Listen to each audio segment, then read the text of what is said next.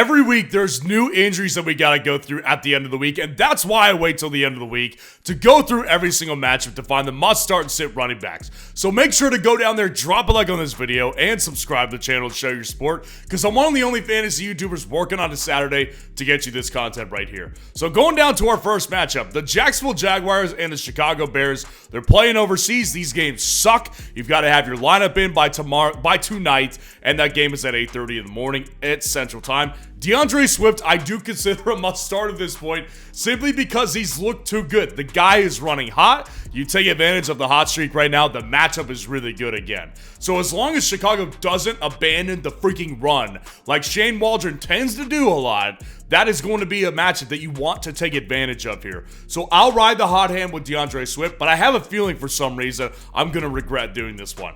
But I'm still going to play him. I prefer Travis Etienne over Tank Bigsby, mainly because of the fact that with Travis Etienne, he's going to be playing in this game, and I have my own theory on this one. I think that the Jaguars are trying to trade Travis Etienne. I personally do, and so I do think that there's going to be potential that Travis Etienne actually has a pretty decent game just based on his usage. This is a tough matchup. I don't particularly want either Jags option, but I do think there's going to be more of an emphasis on Travis Etienne than there will be with Tank Bigsby this week. I think they're trying to trade him and get the most value, and I think that they already know that Tank Bigsby can be their guy. So I do prefer Etienne over Bigsby, and I will play Bigsby over Roschon, because if Bigsby somehow, I'm wrong about this one, and he starts the game and he gets the most opportunities, then I prefer him over Roschon, who's really got just touchdown upside, but he definitely has it in this game particularly. The Tampa Bay Buccaneers at the New Orleans Saints is our next matchup here. Alvin Kamara is obviously a must-start. You don't talk about it. He's good to go for this game. Bucky Irving, look at you go. Gets the opportunity with Rachaad White doubtful. I'm excited for this. It's not a great matchup for Bucky Irving here, but Bucky Irving should have a full workload in this game. I don't think that Sean Tucker is going to take many opportunities in this game from Bucky Irving, but that's the name to watch is for Sean Tucker. But Bucky Irving, the opportunity should be there. The matchup's not good. That's why he's not must start, because if he was playing a team like the Panthers, I would say this is a must start opportunity. But he's playing the Saints here. That defense is tough, so I think that Bucky is nothing more than a decent high-end flex option this week. The Washington Commanders at the Baltimore Ravens here. Derrick Henry, you continue to roll with him. I think this matchup is great for him too. I think he could have a 200-yard game. Honestly, I think he could go absolutely nuclear in this game. And then Brian Robinson Jr., a true game-time call for the next week straight. Not a good thing here. Not a good thing at all with Brian Robinson Jr. You know, I actually hesitate to call Brian Robinson Jr. a better flex option than Eckler, because I actually think that this could be a game script where they throw the ball a bunch and they don't run much, because I think the Ravens are going to actually pound the Commanders here. So I actually think that Eckler is in good opportunity to be a good play this week. That's why they're really close to the same tier this week. I prefer Brian Robinson Jr. on the long run, but I do think that Eckler is in good position this week to get a lot of targets in this game, because they're going to need to throw the ball. So I think Eckler is just as good of a play as Brian Robinson Jr. is personally. And then I'm just not playing Justice Hill. We know who the upside is with in that backfield. Hill's a good backup. He's a good handcuff, but he's not going near the lineup anytime soon. The Arizona Cardinals at the Green Bay Packers here. James Conner, you fire him up. The guy, even if he doesn't get like 100 yards on the ground, like he's still just the clear number one in this backfield. They use him in every which way. Targets are there. Opportunities on the ground are there, and this is a matchup like as good as the Packers defense is in fantasy. They're not the strongest defense as far as like stopping your run, right? That's not particularly what they do. So James Conner has definitely a good opportunity in this matchup, in my opinion. I think that James Conner is still a must start. And Josh Jacobs is a start this week. Now, I said this last week, if he didn't play against the Rams very well, we'd have to have a funeral. I mean, that's like how it was with Josh Jacobs last week. He comes out, has a decent game. I think this is another good game for him. I think he's in line for a good one. He's actually looked good on a per-touch basis. So I just refuse to believe a breakout game isn't there.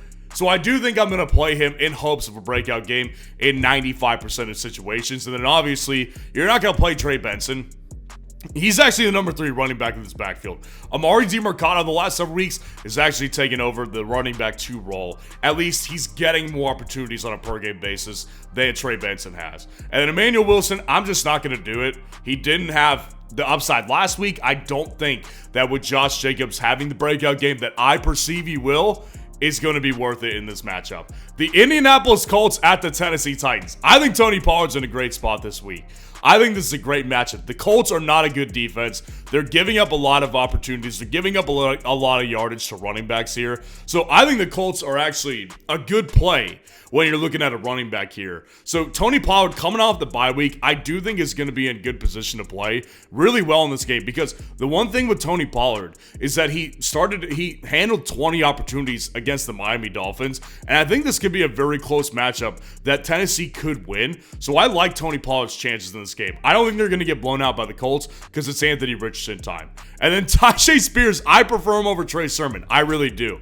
There's no threat of the pass in this game. If it was Joe Flacco, I'd prefer Trey Sermon because of the threat of the pass. There is no threat. It's Trey Sermon with Anthony Richardson. So you've got 2 runners, basically. So Trey Sermon, I think he's a playable option, obviously, because Jonathan Taylor's out and he is leading the backfield. But I prefer Tyjae Spears personally because at least we get the upside through the air. And I just think, honestly, he'll have better opportunities than Trey Sermon will in this game. And then, of course, Jonathan Taylor is out again. You can't play him. Houston Texans at the New England Patriots. Joe Mixon looks like he's making his return. Hallelujah, because the Texans running backs have been really hard to play. I mean, Dare Ogunbowale's done well, but obviously if Mixon plays, which is expected to be the case, you're playing Joe Mixon in this game. The matchup's really good. The Patriots defense isn't bad, but I just have a hard time believing that the Patriots can score points and legitimately keep up with the Texans. So I'm playing Joe Mixon as long as he's out there. Please be out there. Antonio Gibson without Ramondre Stevenson. Definitely a flexible option. The Texans defense is okay. Like, in fantasy terms, they're not particularly great. In real life terms, they're actually pretty good. So, and this offense stinks. Like, it's so bad. The offensive line's the worst in the league. The offense is the worst in the league. I just don't see much upside with Gibson, even though he's the guy this week. But of course, just being the fact that he is the guy, he's definitely a playable option this week. And then again, you're not playing any of the Houston running backs. If Mixon is out there, it's his backfield. That's just purely the case. Plain, simple, end of story. You play Mixon, you do not consider another Houston running back. The Cleveland Browns at the Philadelphia Eagles. It's a very simple one here. You play Saquon Barkley off the bye week against the Browns. He's in great position. Jerome Ford, if you want to torture yourself, do it. I mean, I understand it, like, because running back, the economy's tough, especially when we've got bye weeks and we've got injuries. So the running back economy is tough to deal with right now. I do think Ford is definitely a playable option, but he's definitely not my favorite for obvious reasons. This offense sucks. Deshaun Watson sucks. He puts them in such bad positions here, and Ford doesn't handle the majority of the workload. He handles the majority. He doesn't handle all of it, and max he's getting like 12 touches per game. So there's just not enough upside there. Deonta Foreman, there's definitely not enough upside. He doesn't handle the majority, and this offense just stinks. They're just bad, guys. It's sad. The Los Angeles Chargers at the Denver Broncos. J.K. Dobbins, I was back and forth. Like, should he be a must start? Should he be a high-end flex? I think he's a must start considering everything at running back. Injuries, bye weeks, I think J.K. Dobbins is a must start this week. You know, J.K. Dobbins, the matchup is definitely tough. There's no question about that one. But J.K. Dobbins coming off the bye week, healthier offensive line, and Gus Edwards, even if he wasn't out in this game, and he is, by the way, he was already taking over the backfield. So it really wasn't like a close, tight race the last several weeks anyways. J.K. Dobbins is handling the backfield, and I just trust in the Chargers offense to be able to find a way to make the run game efficient, because that's just what they do. That's what they want to do. So I've got J.K. Dobbins as a must-start, and Javonte's a mid-end flex. I mean, the problem with Javonte, guys, is like, yeah, the past 2 weeks we've seen him handle the backfield, but his upside just isn't high. We've seen, I think, the best of Javonte. Honestly, like, this is just not a high upside guy. It's a low over-under because the Chargers defense is really good too. So I just don't see Javonte having a big breakout game. If he does, at some point, it's not going to be against the Chargers. He's a mid-end flex because he's handling the volume. The Pittsburgh Steelers at the Las Vegas Raiders this week. Another gross matchup. These are two gross matchups. And the difference here is that there's not a single must start. Like, honestly, the Najee Harris is the best of the bunch to me. And it's not very good. Like, I honestly might play Javonte over Najee. Maybe. It's a 50-50 toss-up. Najee Harris has Jaylen Warren back this week. So what are the chances he gets affected with his workload? Probably pretty high. Najee has not looked good at all this year. The matchup should scream. You play Najee Harris, but this matchup is maybe deceiving because Najee Harris just isn't very good. He's had 2 straight good opportunities against the Colts and the Cowboys, and he hasn't done anything. I'm not in there with Najee Harris. I'm just not on board. It's a Javonte Williams situation here, and I actually trust Denver's offense to do it more. So I think I would play Javonte over Najee, but Najee, of course, in this matchup is playable because he should handle the majority with Jaylen Warren being in his first week back. But I prefer Warren over Madison. I mean, this offense with Las Vegas is a train wreck. Zamir White's questionable. I'm not playing him either way. I'd prefer to play Madison at this point than him because at least he gets pass catching work. But this running back group is a mess. It is a total disaster. I would try my hardest to stay away from each and every one of these guys like they have some sort of disease. The Atlanta Falcons at the Carolina Panthers this week. Both running backs are must plays. Bijan Robinson, I've been talking about it all week. This is his opportunity to silence everybody, to silence doubt. This is where he needs to shine. Against the Panthers, who are one of the worst run defenses in the league, I don't know how he doesn't produce in this game. I really don't. So I'm going to take the chance.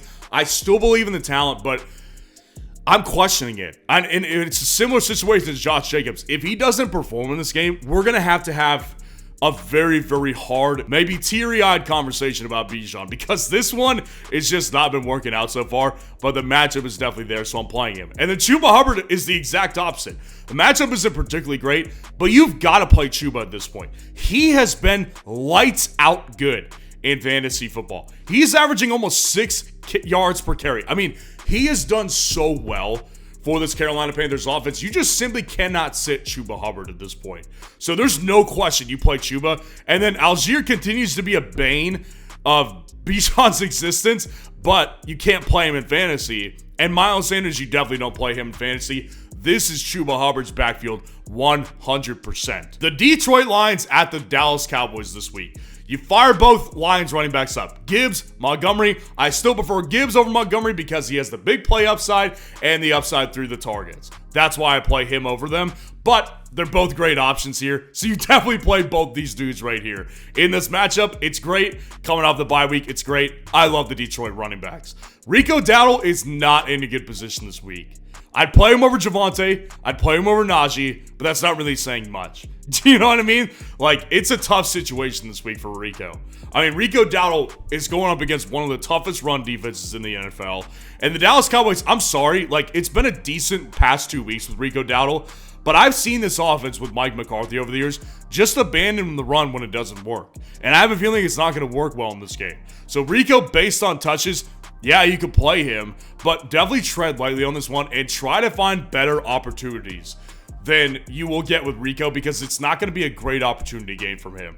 And obviously, apparently the Dallas Cowboys are saving Zeke for the playoffs here. Jerry Jones assured us he's saving him for the playoffs here, not because he's too old and he sucks. That's not what it is at all. So you can't play him now, but as we get closer to playoff time, we'll start to play Zeke because it's going to be great.